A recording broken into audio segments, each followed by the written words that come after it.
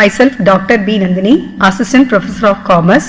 In this video, I am going to explain how to compute the capital gain.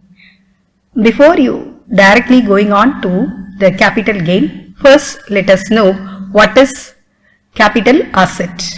The capital asset means the assets which are held by the assessee for a period of more than 36 months. The profit arising on sale of such capital asset are taxable under the head capital gains. The capital gain is chargeable to income tax if the following conditions are satisfied. That is, there should be a capital asset and it must be owned by the assessee in his own name, and it should be transferred during the previous year, and there should be a capital gain or loss on account of such a transfer of capital asset. Now we are going to see about the assets which are included or taken as capital asset. Capital asset may be movable asset or immovable asset, tangible asset or intangible asset, circulating or floating asset, whether or not connected with the business or profession. However, the term capital asset does not include the following. Number 1, stock in trade, that is the assets which are held by the assessee as a stock in trade are not taken as a capital asset. Personal effects of the assessee, that means personal use excluding jewellery, costly stones, silver and gold.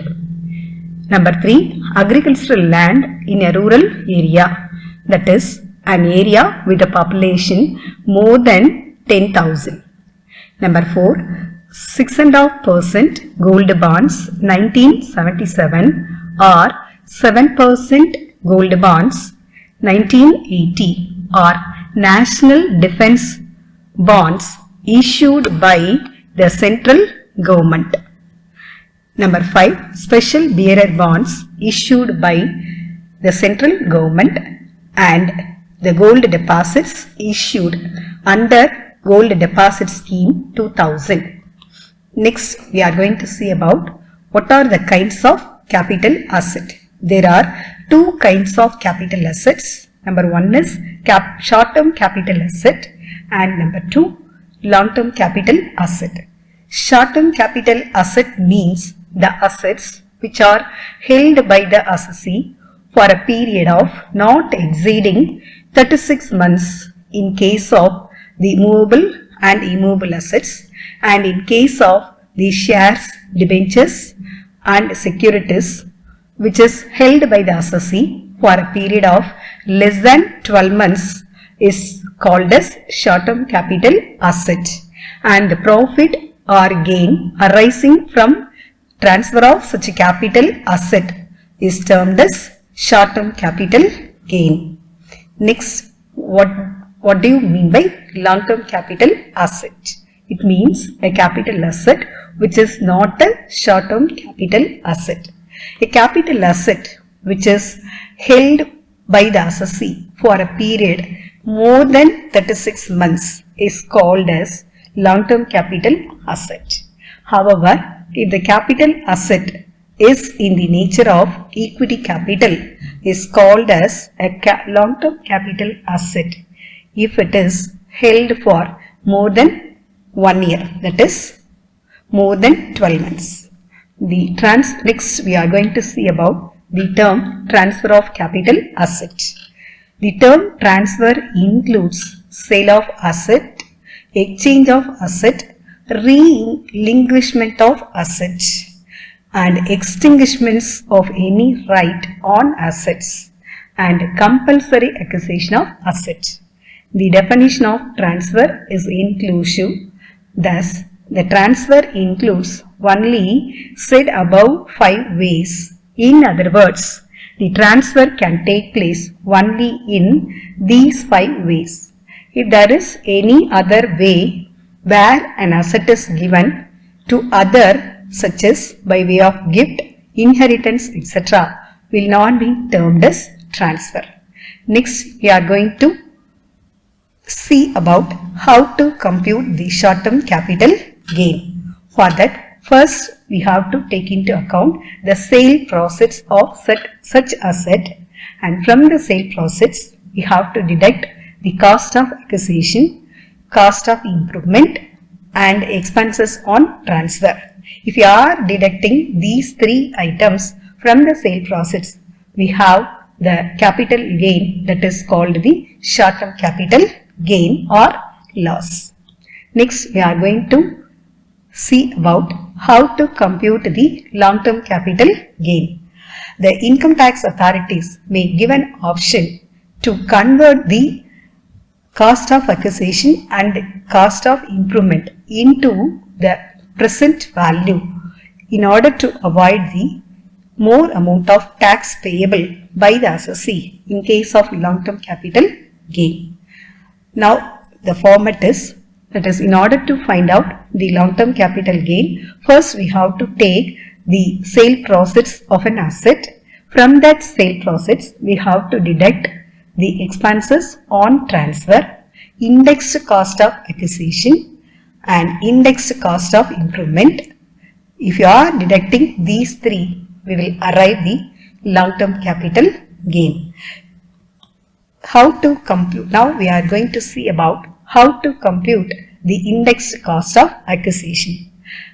It is nothing but we have to convert our cost of acquisition into the present value. For that, they are providing the index number to convert their cost of acquisition to the present value. So the formula for finding out the indexed cost of acquisition is cost of acquisition divided by cost inflation index for the year in which the asset was acquired into cost inflation index for the year in which the asset was transferred or sold. Next, we are going to see about the formula for finding out the indexed cost of improvement.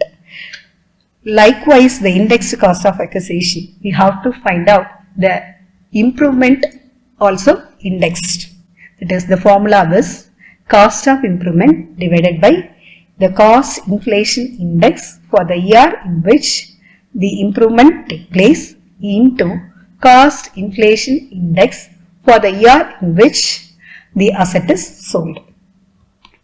If the improvement is taken before 1/4/2001 is ignored, the cost of acquisition before 2001 and 2 means, that means if the asset is paid by the assessee before 2001 and 2 means, in order to find out the indexed cost of acquisition, we have to take into account the cost of acquisition or the fair market value on 1/4/2001, whichever is higher.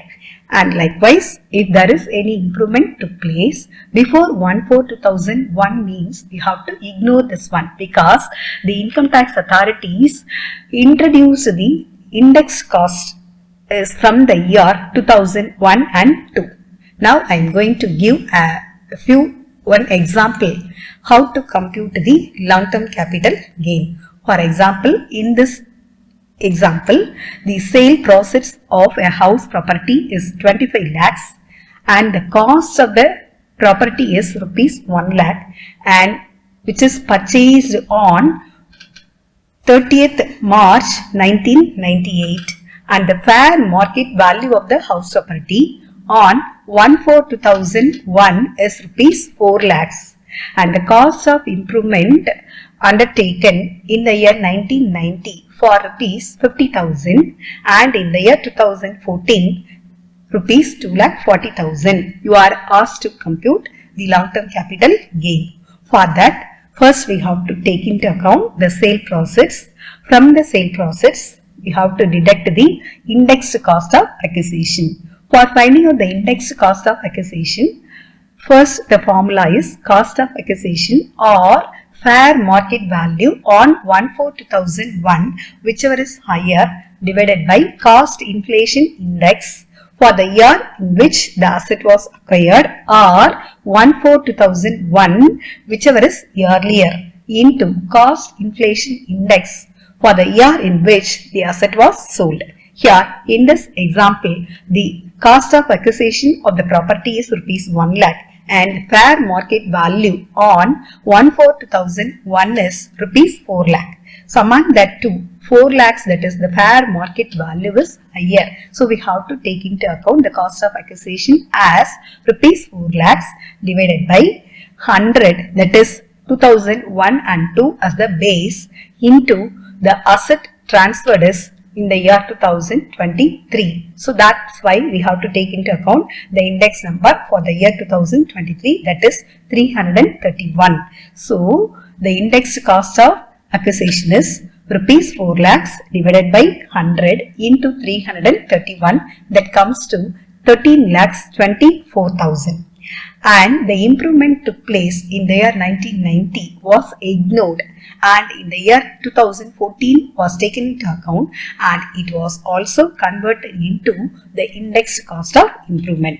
For that, the formula is cost of improvement divided by cost inflation index for the year in which the improvement took place into cost inflation index for the year in which the asset was sold. So the amount is 2,40,000 divided by 240 into 331. That is 240 means the inflation index number for the year 2014. Hence, the cost of improvement comes to 3,31,000. So the sale process is 2,50,000. From that, the indexed cost of acquisition is 13,24,000 and indexed cost of improvement is 3,31,000. So if you are deducting this one, the amount is deductible is, that is the cost of acquisition and cost of improvement, both are combined as 16,55,000. So if you are deducting that one from the sale process of 25 lakhs, means we will obtain the 8,45,000 rupees as a long-term capital gain. In this problem, there is no expenses incurred on transfer of such asset, so hence it is taken as nil. Thank you.